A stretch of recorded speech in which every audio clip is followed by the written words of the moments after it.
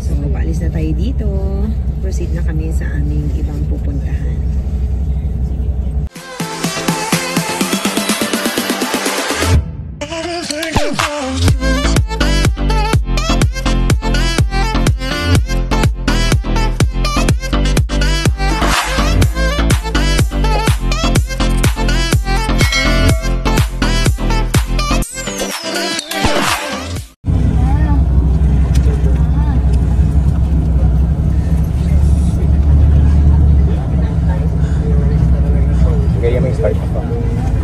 Okay.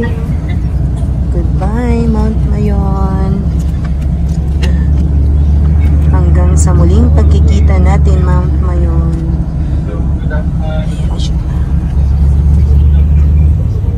Goodbye for now.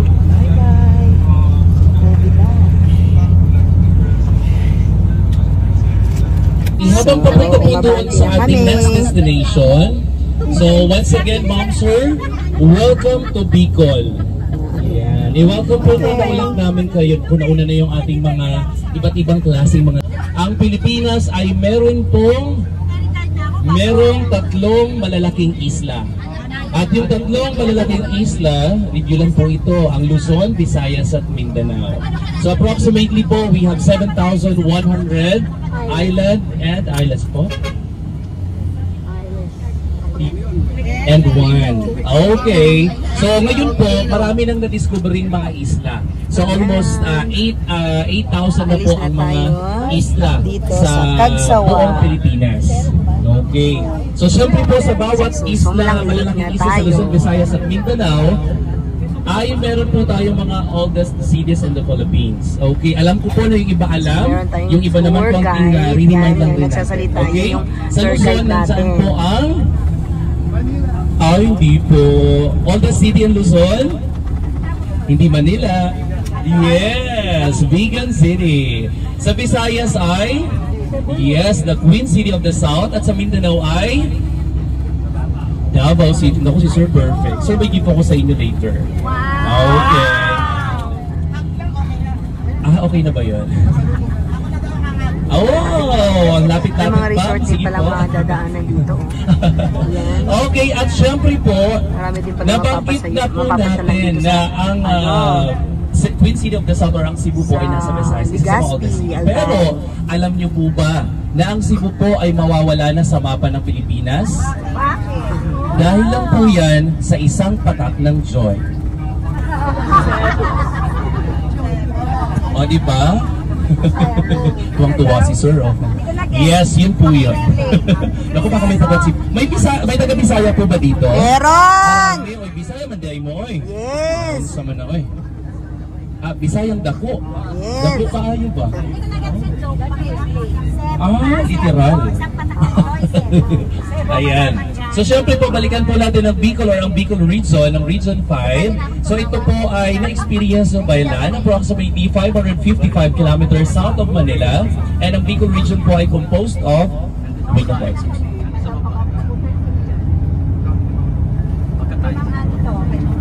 Camarines Sur, ito pong province ng Albay, and the beautiful Sorsogon, and also the two island provinces which is Catanduanes and Masbate.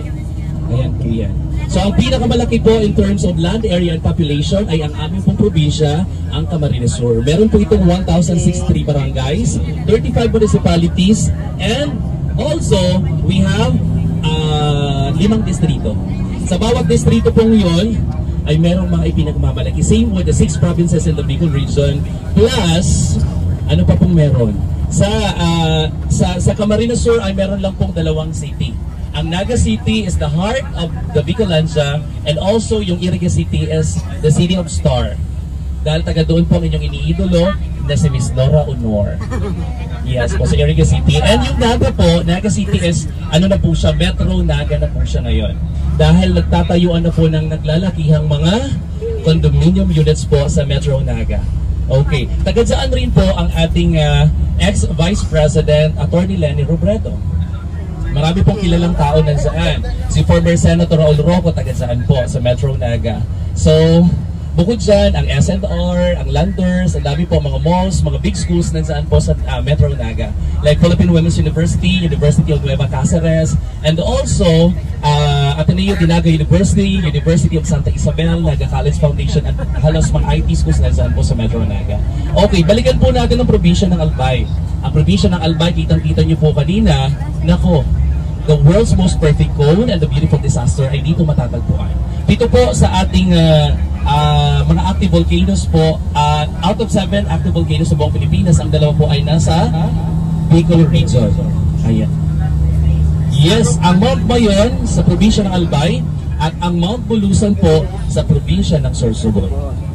Okay? So ang Mount Mayon po ay nagpapakita lang po ito, napakaswerte nyo po, nagpapakita lang po ito sa mga bisitang virgin. Kaya kung nagpakita po sa inyo, alam na. Alam na. So parang kasalanan po ng guide. Si sir kung makaturo, wagas oh.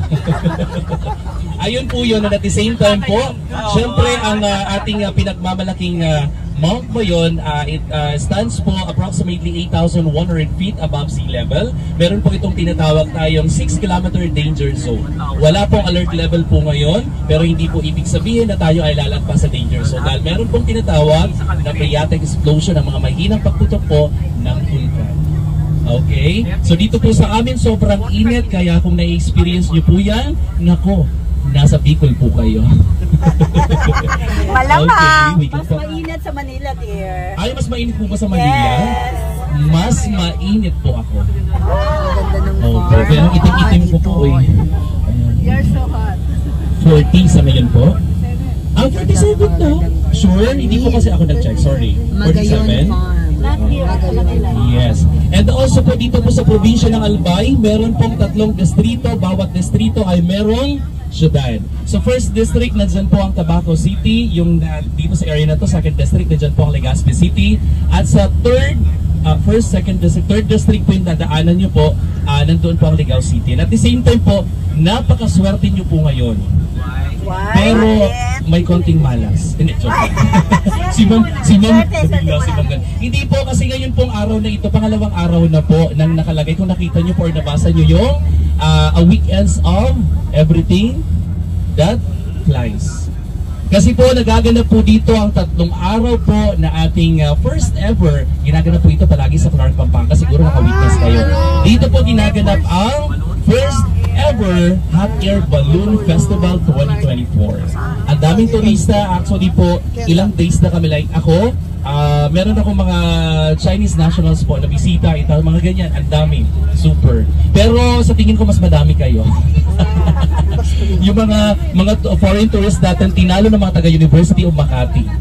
Opo, napakaganda talaga sa University of Makati na nakakabisit din po. Kasi may mag-grupo kami pumunta po sa University of Makati before mag-pandemic, nag-visit po mismo. Napakaganda. Opo. Pero kahit anong ganda, pero kung may tulog, joke. Ayan po. So, wait lang ha. Tinatawag po itong Sumlang Lake. So, Sumlang Lake po, nag-start lang po ito. Alam niyo po yung ano, yung kung saan natutulog yung mga kalabaw? Ano bang tawag doon? Lawak. Yes po, yun. Doon po nag-start siya. So, inayos po. Itong Sumlang po ay pangalan ng barangay. This is municipality of Camalik sa probinsya po ng Albay.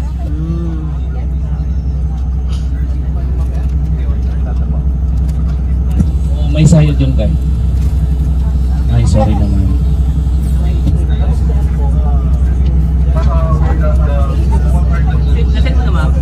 Medyo.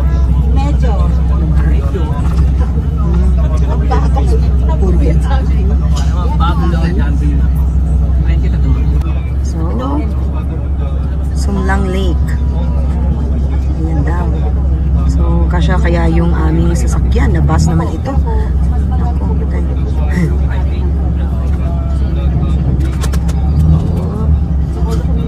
so, medyo umatras ng konti. Kasi mukhang alanganin. Kasi maliit lang yung daan. Tapos, bus itong ating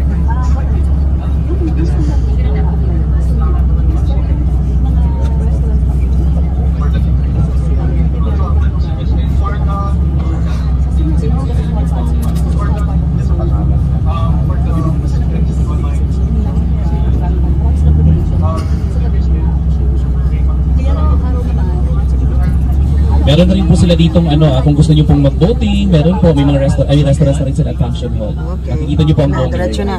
Ayan Coffee na. shop, yes. Diretso po, tapos una ng konti may po dyan, may pakanan. Yun na po. Yan. Uy, ang wire. Okay, ang wire. Sasabit siya sa wire kasi. Kaya kailangan niyang lumihis ng konti. Kasi sasabit siya sa mga wire. Ito kasi mga wire sa Pilipinas, napakababa.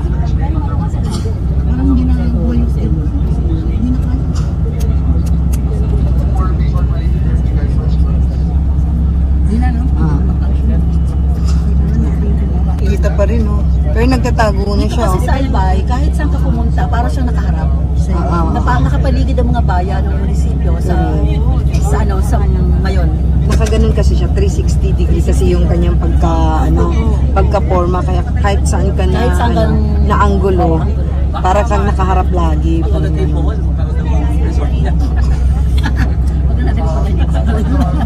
Oh, nandito tayo sa Kamalig. Oh, Kamalig mix. Sa iyo ba itong Kamalig na ito? Nakalagaan pa rin nila or Pupunta kami sa Sumlang Lake na part ng Kamalig, yung Albay. naglinis kasi ng doon, ng paper doon, ay mga community talaga.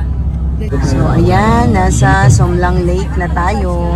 Actually po, that's why, actually ito, bago lang po ito, no? Yung doon po, yung doon talaga yung pinakamaliit. so, Maglalakad at maglalakad po talaga kayo. Pero ito po, di-develop na rin nila. May ino-open na rin po isa doon. Lakeside Restaurant and Grill at saka Socorros, the venue.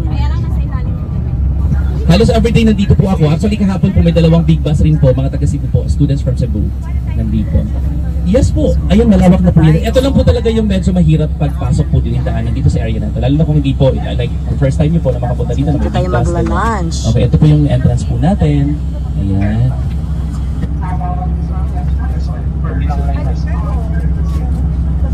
Oh. Okay, sorry po, kaliwa. Okay, kaliwa po, diretso po ito. Yes po, man-made po. Yung lake na yan, malawak papunta po doon sa area na. Doon po nag-start sa bandang kaliwa. Ito na po ang kalawakan ng Sumlang Lake. Sumlang po dahil ang Sumlang po ay pinangalan po sa barangay mismo ng etong barangay na ito, Barangay Sumlang, Kamalig, Albay. Okay, kaya Sumlang. Iba po yun. Doon So, din po man-made doon din po siya ang nagsa- lake itong, po na ito. lake po na ito. Kaya kung makikita nyo po, wait.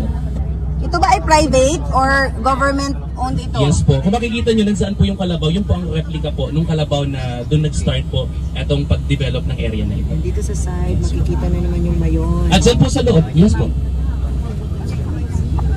Yes po, tourist. Tourist po, number one. Yes po, this is a community-based tourism. So public ito. Uy, saan ba tayo?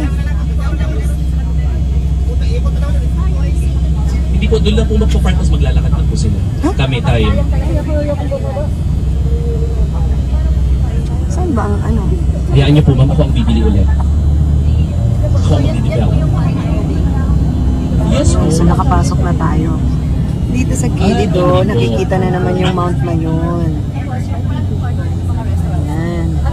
Ayun tayo. Dyan lang po magpa-park, tapos maglalakad na po tayo pupunta doon. Dyan nyo lang po parang lagi tapat dyan sa area na yan.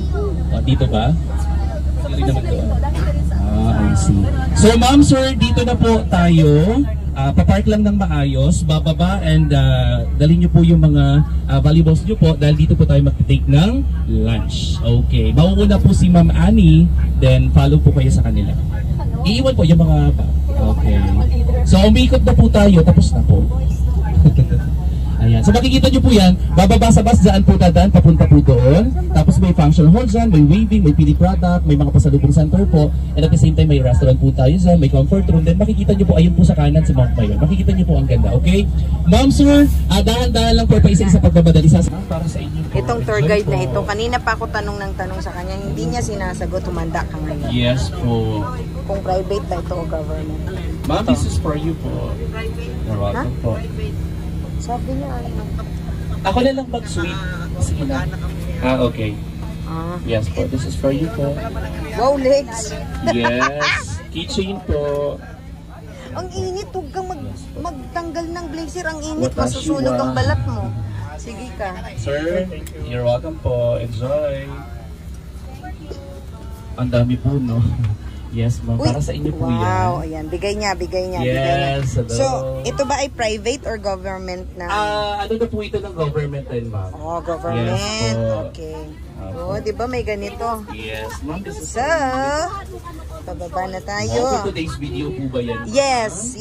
Wow, this is for you po. Yes, ma'am. You're welcome. Alright.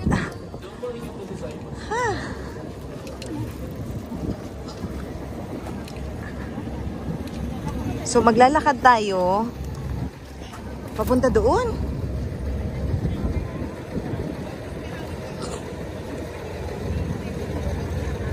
Okay, dito muna tayo saglit. Hihintayin natin ang ating mga friendship. At dahil nandito na tayo sa Sumlang Lake, hanggang dito na lamang ang road trip na ito. Abangan ang susunod na vlogs. Thank you for watching, everyone!